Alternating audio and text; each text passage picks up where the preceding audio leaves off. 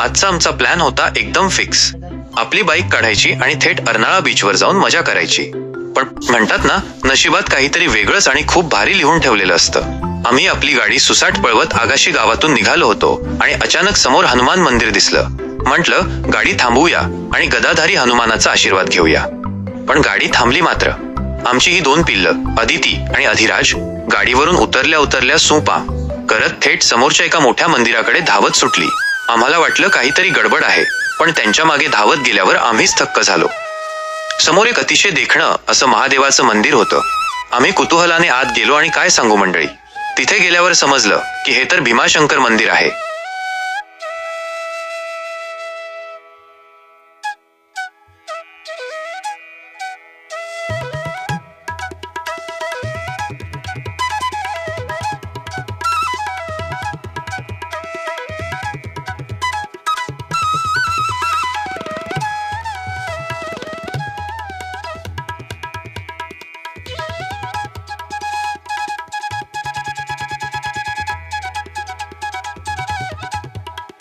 आणि सगळ्यात आश्चर्याची गोष्ट म्हणजे तिथे गेल्यावर आम्हाला महादेवाचं चक्क वायू स्वरूपातलं शिवलिंग पाहायला मिळालं. हे पाहिल्यावर आम्ही अक्षरशः भारावून गेलो. इतका सुंदर आणि वेगळा अनुभव आम्हाला आजवर कधीच आला नव्हता. अगदी मनाला शांती मिळाली.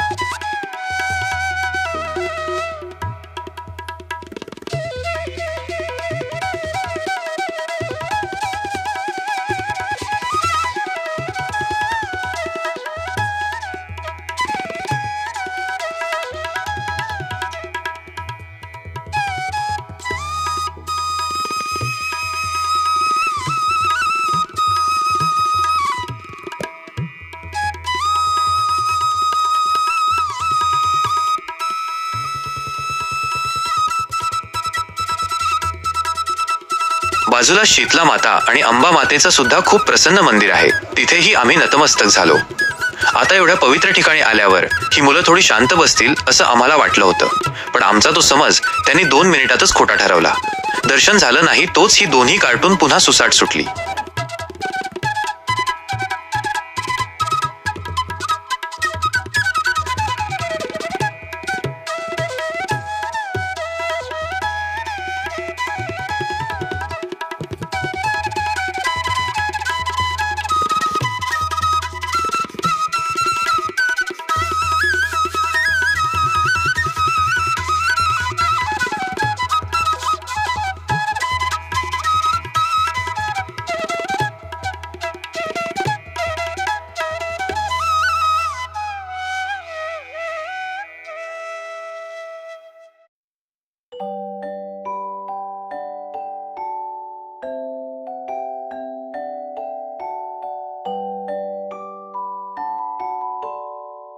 कुठे तर थेट बाजूला असलेल्या तलावाकाठी आणि तिथल्या मिनी गार्डन मध्ये.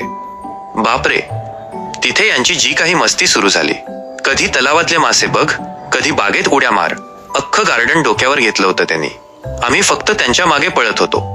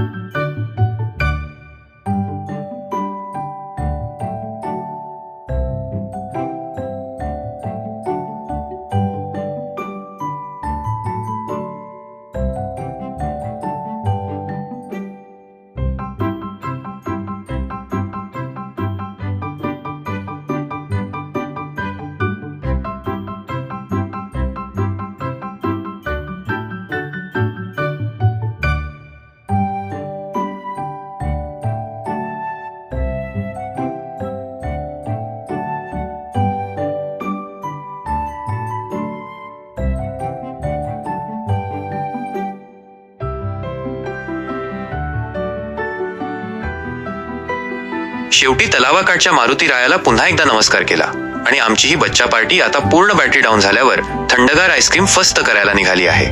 खरंच कधी कधी न ठरवता केलेले प्रवासच आयुष्यभराच्या गोड आठवणी देऊन जातात.